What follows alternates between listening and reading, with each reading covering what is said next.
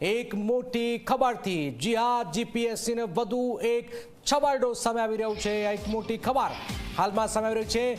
Marks માટે વગોવાયેલું જીપીએસસીનો વધુ એક છબરડો। હસમુખ પટેલના વડપણમાં લેવાયેલી જીપીએસસીની વધુ એક પરીક્ષા રદ કરી દેવાઈ છે। જિલ્લા ખેતીવાડી અધિકારી વર્ગ 1ની પરીક્ષા રદ કરી દેવાઈ છે, તો મદદનીશ ખેતી નિયામક વર્ગ 2ની પરીક્ષા પણ મોકૂફ રખાઈ છે। 27મી માર્ચે લેવાયેલી આ પરીક્ષામાં ફંડામેન્ટલ ઓફ એગ્રીકલ્ચર ભાગ 1 અને 2માંથી જ બધા પ્રશ્નો પૂછાયા હતા।